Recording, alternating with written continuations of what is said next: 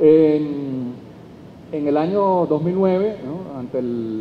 la debacle de los precios del petróleo, ¿no?, que como ustedes recordarán en el mes de julio del año 2008 llegaron a $147 el barril, la cesta promedio venezolana se cotizó en torno a $100 y en enero del 2009 amanecimos vendiendo el barril de petróleo a $39, lo que significó un colapso tremendo para las finanzas públicas. El tipo de cambio sobrevaluado, que hasta entonces se había mantenido en 2.15, tuvo que ser ajustado y se aplicó se vendió el dólar más caro, ¿no? Empezó a venderse a un precio de 2.60 para las importaciones esenciales, a 4.30 y se desarrolló el mecanismo del SITME, ¿no?, del sistema de las transacciones financieras, que es otro tipo de cambio que está en torno a los 5.6 dólares bolívares el dólar. Otra medida pudiera ser la implantación del impuesto al débito bancario. Ya en años pasados el gobierno lo instrumentó, ¿no?, un porcentaje cada vez que se cobra un cheque, cada vez que se hace una transferencia. Hace unos años, en el año 2002, 2003, 2004, se aplicó. En el año 2009 también ustedes recuerdan que para recoger los recursos fiscales para mantener el gasto público, también se hizo un aumento del IVA de 9 a 12%. Otra medida pudiera ser la reactivación del impuesto a los activos empresariales, que fue eliminado en el año 2004, y que Venezuela es uno de los pocos países que no cobra impuestos a los activos empresariales. Y otras medidas pudieran ser el aumento de los impuestos indirectos, ¿no?, los licores, los cigarrillos, los peajes, tasas aeroportuarias, timbres fiscales, y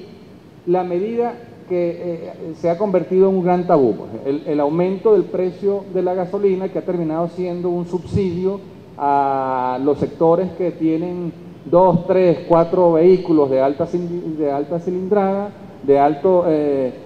consumo de energía, y que ha inducido un despilfarro, ¿no?, y un derroche en el consumo del combustible. Hay unas alternativas de mediano plazo, ¿no?, donde aquí lo que quiero destacar es fundamentalmente es que, si bien la economía de los Estados Unidos está desacelerando, se está cayendo, está a las puertas de una nueva recesión, si bien la economía de la Unión Europea está estancada y está a las puertas de una recesión, lo cierto es que las economías de China, las economías de India, las de Brasil, continúan creciendo y garantizan, en cierto modo, un aumento en la demanda de petróleo. Sin embargo, el grueso de las ventas nuestras sigue siendo a los Estados Unidos y a los países europeos, y habría entonces que abrir, profundizar, desarrollar nuevos mercados para colocar nuestros crudos en China, en India, en Brasil, en otros países, ¿no? Algo de esto ya se está haciendo y debería ampliarse aún más nuestra venta en esos mercados para hacernos menos vulnerables de lo que pueda ocurrir en la economía norteamericana. Y el otro tema es el problema que se presentó a raíz de la tragedia que vivió Japón con el maremoto, el terremoto, los accidentes en las plantas termonucleares, con la retirada de plantas nucleares en Alemania, en Francia, y su sustitución por plantas termoeléctricas, ¿no?, movidas por petróleo, ¿no?, que pudieran también aumentar o ampliar los mercados para Venezuela. Y la alternativa de largo plazo, que tiene que ver fundamentalmente con la transformación de la economía rentista e importadora en una nueva economía productiva y exportadora, ¿no?, en función de sustituir importaciones para ahorrar divisas, diversificar las exportaciones para generar divisas alternativas al petróleo, avanzar en la soberanía productiva, desarrollando, profundizando la industrialización de los hidrocarburos, para que no sigamos siendo un simple exportador de petróleo crudo, sino transformemos eso en productos de mayor valor agregado, desarrollar la agricultura, desarrollar la industria, la construcción, que son los sectores económicos que proveen de los bienes y servicios que son claves para poder satisfacer necesidades básicas y esenciales de la población, en función de transformar esa economía rentista que sigue dependiendo en tan alto grado del ingreso petrolero, y transformarla en un nuevo modelo productivo socialista con un creciente control de los trabajadores directos y de la comunidad organizada sobre los procesos productivos, ¿no? Cuando uno ve algunas estadísticas, y con esto ya voy cerrando, uno ve, por ejemplo, cómo la línea azul es la evolución de las importaciones, uno ve cómo se han disparado, obsérvense ustedes, mientras que las exportaciones nuestras prácticamente se mantienen estancadas, ¿no? Esto es el efecto justamente de esa, o la manifestación de esa economía rentista. Cuando uno ve la estructura de la economía venezolana, nosotros deberíamos tener una industria que pese al menos el 20% del total de lo que se produce en el país, y cuando uno ve los gráficos, ustedes ven aquí que la manufactura, la industria todavía pesa apenas 14.8%, y nos da un poco la idea del enorme reto que tenemos por delante, del enorme esfuerzo que hay que hacer para poder alcanzar las metas de seguridad alimentaria y de soberanía productiva, ¿no? Los indicadores internacionales dicen que un país, para que logre su grado de industrialización, para que pueda ser considerado un país industrializado, debería tener una industria que aporte al menos el 20% del total de la actividad económica. Nosotros tenemos una industria que apenas, como se ve aquí en estos datos del gráfico del Banco Central, 14.8. Deberíamos tener una agricultura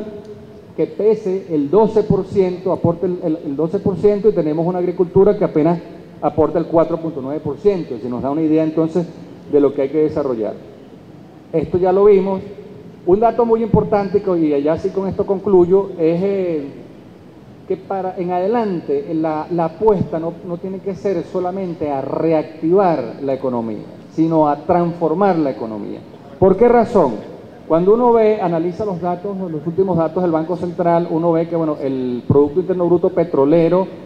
cayó en menos unos 8%, el Producto Interno Bruto no petrolero creció en 5.2%, el promedio de crecimiento de la economía fue de 4.5%, pero el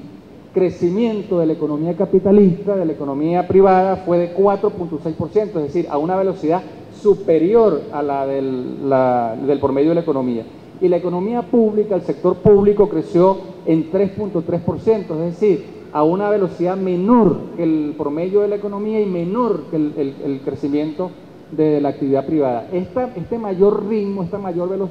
velocidad de crecimiento de la economía capitalista es lo que ha provocado que en los últimos años, contrariamente a lo que nos hemos planteado, la economía se haya hecho más capitalista. Estos son datos del Banco Central, y ustedes ven aquí cómo desde el año 98 al año 2010 el aporte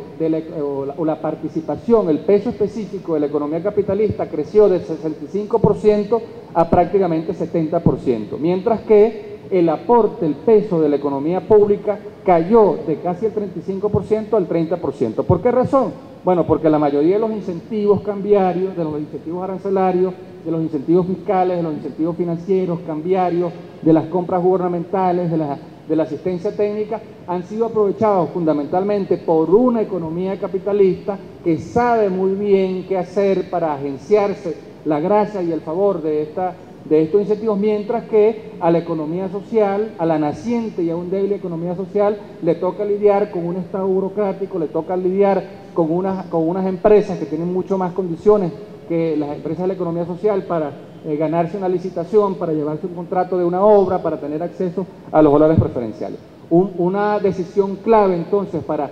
reorientar o para profundizar la transformación de la economía capitalista en un nuevo modelo productivo socialista es reorientar todos estos instrumentos, todos estos incentivos que ustedes ven en esta transparencia en favor de la economía social. O sea que el grueso de estos apoyos públicos, de estos subsidios, de estas ayudas, no las sigan aprovechando las empresas capitalistas, sino se reorienten fundamentalmente en favor de la economía socialista. Solo así podremos avanzar en la construcción de un nuevo modelo productivo socialista de amplia y creciente inclusión social que libere a los trabajadores de la explotación del capital. Y lo dejo hasta aquí, bueno, porque ya me pusieron el cero. Gracias.